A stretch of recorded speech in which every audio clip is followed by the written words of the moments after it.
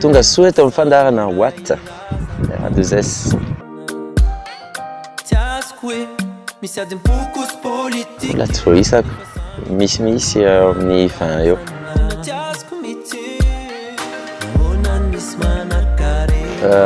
Caleçon boxer.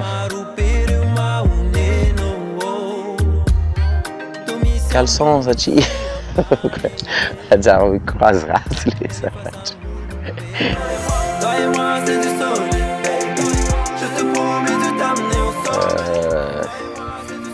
C'est 19 ans, 18 ans, je me rappelle plus en vrai. Aïe, nanomboka tamin'i 17 ans.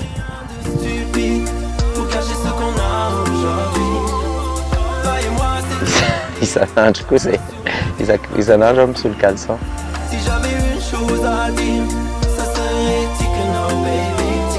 Arakaraka ka raha tsy dia hoe misy toerana manokana.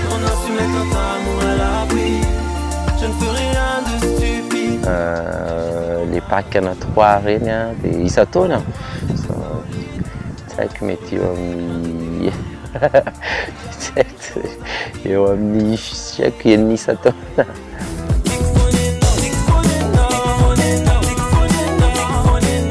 Rehefa rovotra ihany vao arina ka na rehefa simbasimba dia arina.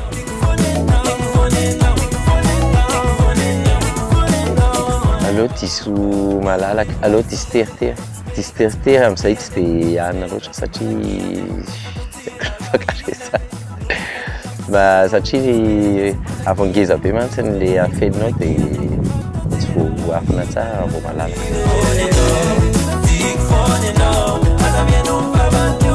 Misy fotoana mazao loatra mirovotra le isany.